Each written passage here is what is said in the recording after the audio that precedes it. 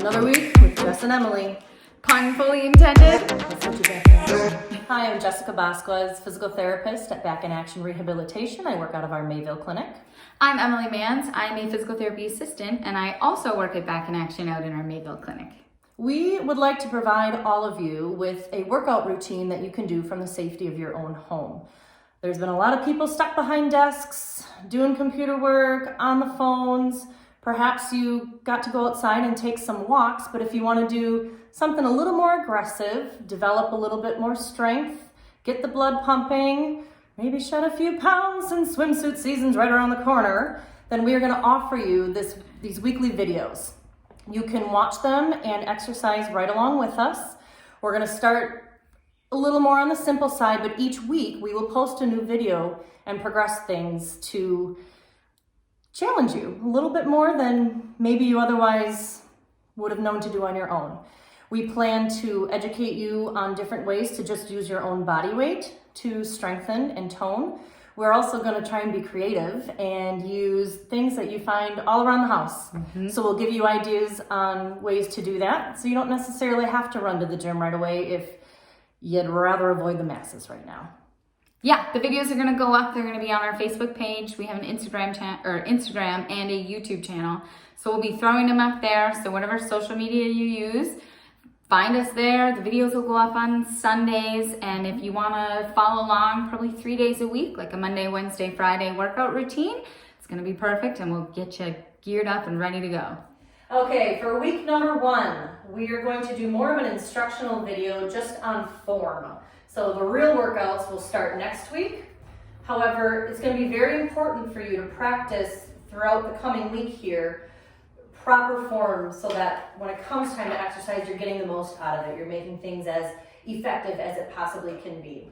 And something that seems very simple and looks very simple is actually quite challenging. So one of the things we're going to start with is just a simple hip hinge. When I'm in the clinic and working with my patients, the biggest thing I say, here's our other little assistant, but I'm going to turn sideways here. If you imagine a stick or a dowel going right through your hips, not up at your waist, right through your hips, and you stand with your knees, so this is locked out knee, this is softly bent knee. It still looks relatively straight, but it's not blacked out, softly bent.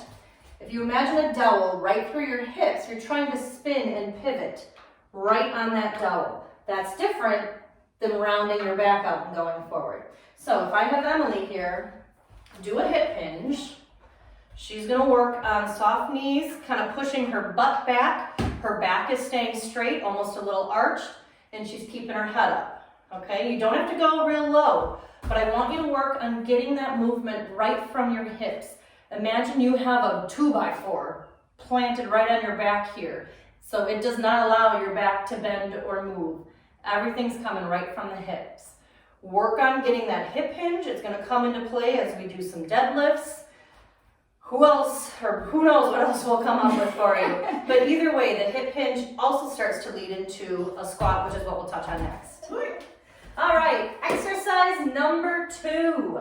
We are going to go over body squats, and there's a lot that we can adapt as we go. We're going to show you different ways to add weight, add resistance, make it tougher, but until we can do that, we have to make sure you're squatting correctly.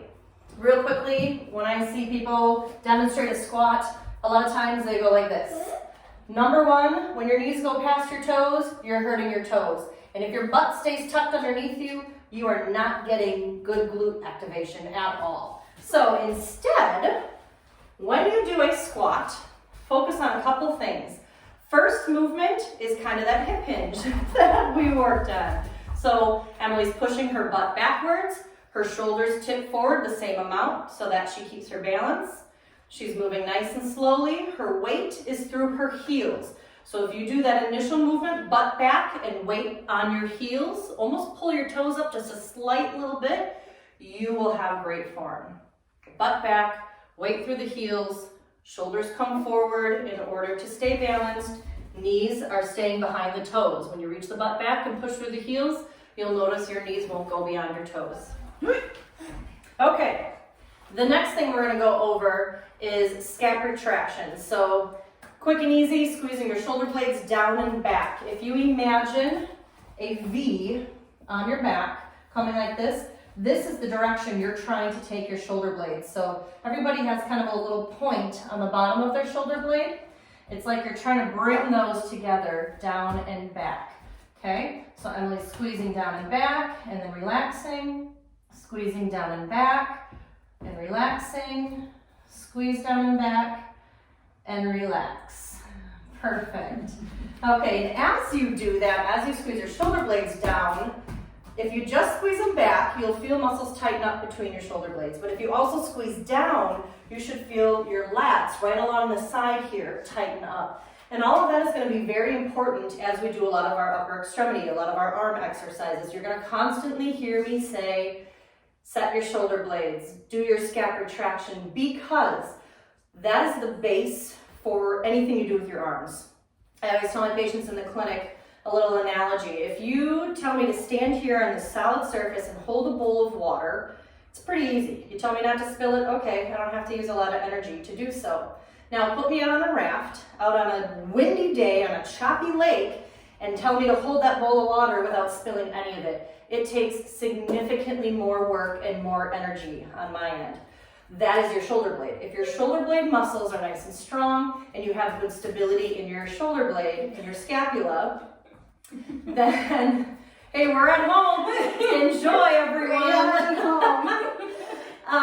When your shoulder blade muscles are nice and strong, it gives you that stability, that good solid base as your arm is doing exercise. If it's sloppy and unstable, your rotator cuff and all those other muscles have to work a lot harder than they should. And then your exercise isn't going to be quite as streamlined and quite as effective for you. Lie down on your back, right here. Okay. Okay, bend your knees. Like this? No, lie down. Oh, like this. Bend your knees. Okay. Core activation, tightening your core. What does that mean? That does not mean grit and bear and tense everything up as much as possible. That's not what we're talking about. We're going to teach you how to properly activate your transverse abdominis, which is your very deep kind of inner abdominal muscle. I describe it to my patients like it's a built-in back brace. So we want that to be nice and strong to provide support to your spine as we're doing exercises and as we're improving core strength and stability. So one of the best and easiest ways to perform a transverse abdominis isometric, or from here on we'll say a TA isometric, so much easier, is to do a Kegel. Now, people might not know quite how to do a Kegel. So, a Kegel is essentially squeezing your pelvic muscles. And the best way to describe it, pretend you have to go to the bathroom really bad and you're trying really hard not to wet yourself. Squeeze that, and then as you do so, as you squeeze your pelvic floor muscles, you will feel a subtle tightening in your lower abdomen. So, on this little peanut here, if you lie on the floor, as she's doing, and you feel for your bony hip, little knobs right here, your hip bones, go just inside of that and try to tighten your pelvic floor muscles. You should feel deep down a subtle tensing of the muscle, a subtle tightening. It is different, so now Isabella, lift your head up. Can you lift, oh, there you go. So if you were to lift your head up and do a little crunch, you will really feel your muscles tighten up and push up into your fingers. That's not what we're looking for. That's just abdominal activation. A TA isometric to really help stabilize and support the spine is different. So instead, those top layers of muscles will actually stay kind of soft, and just deep, deep down, you'll feel something just tighten a little bit under your fingers, okay? So, yeah, good job. So I want everyone to work on that. Perform a Kegel, tighten the pelvic floor muscles. Imagine you're drawing things up into your rib cage, and then make sure you're doing it correctly as you're lying down. Find your hip bones, move your fingers in just a little bit, push down into your abdomen, tighten up slowly and gently, feel it deep down, get a little harder under your fingers, top layers stay soft, and you're doing it right. Okay, we told you the how and the why of everything, so now we're gonna put it all together. But before we even do those 4 exercises we talked about, we're gonna stretch out a little bit and get our joints, get our muscles loosened up a little bit. This is something we'll probably do every single week just to get get the joints lubricated before we start exercising. So first thing I want everybody to do is get on your hands and knees. Hands underneath your shoulders, knees underneath your hips. We're always going to keep our head up. And all we're going to do is some hands and knees rocking. This is a great way to get the hips loose, get the low back moving, stretch the neck. So I want you to go far back as you can to kind of sit on your heels, but keep the head up. And then I want you to rock forward, all the way down and back. So let's do 10. Here's 1, 2, 3. Make sure you're not holding your breath. 4, 5, keep that head up.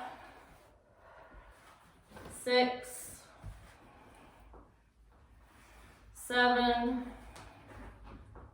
10, 8, Almost.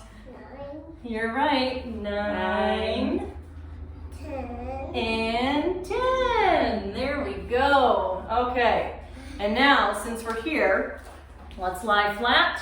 And as we mentioned earlier, there's been a lot of sitting at computer desks, so let's make sure we stretch out our abdomen, stretch out our hip flexors, and just push on up. Try to let your hips sag down to the floor. You can take your head back. You can even do a little side to side with your head, maybe turn it side to side.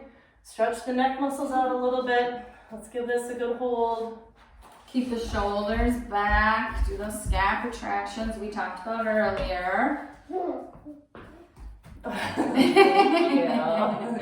How come you're not stretching with us? All right. So hopefully that feels good. We got people loosened up a little bit. Now let's go into the 4 exercises that we just talked about. We're going to rattle off sets of 10. So follow our lead. First things first is that hip hinge. I'll have Emily face you guys side, or have your face on, and I'm going to go sideways so you can see what we're doing. Again, hands on your hips. Oh, look at that. Dog hair. Hey, clean me up here. Okay, hands on the hips. Knees are softly bent. Weight back on your heels a little bit. And then we're going to just lean forward a little bit. Keep the back straight. You should actually feel your hammies stretch a little bit if you're doing it right. Put the butt back. Keep the head up. There's 2. Knees are nice and 3. soft. Don't want to lock the knees out. 4, 5. You can even, as you lean forward, imagine your tailbone, almost like you're trying to round your tailbone and push it up to the ceiling. Where are we at? We're on 6, 7. Ooh, we're on 7. 8,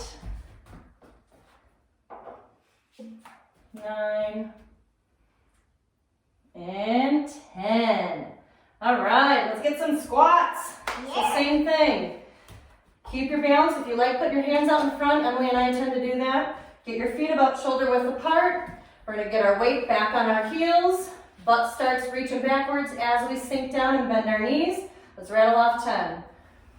1, 2, 3,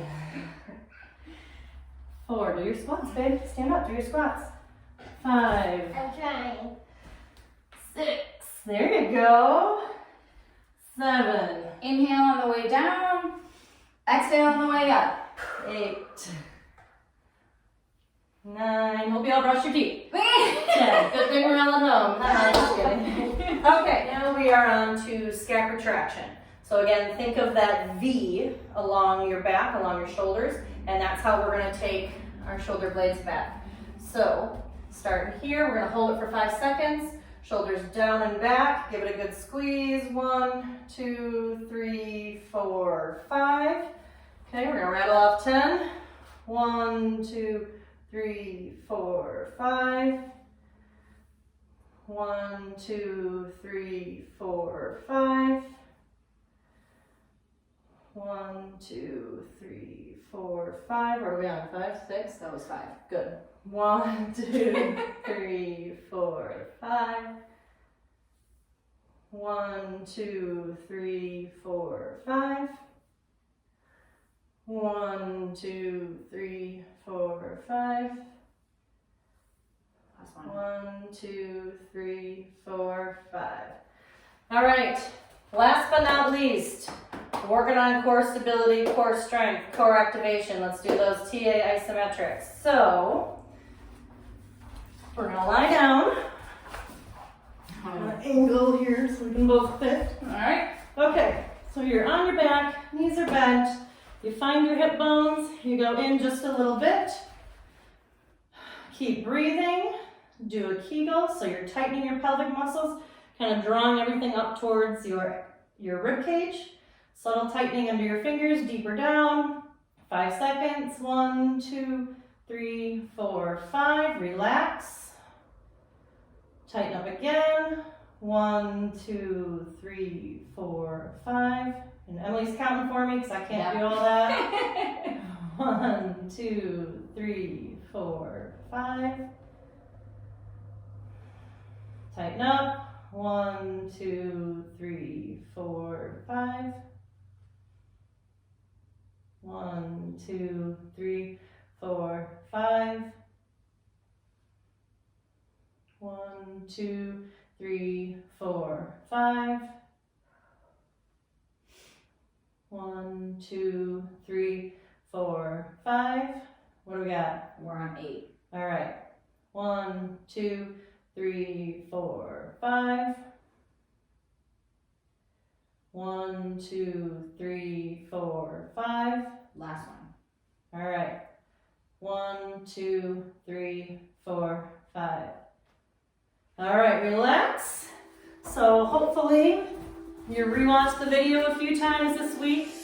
Work on things, work on that form, because once you get the form down, it's gonna be a lot easier for us to build off of everything as the weeks progress.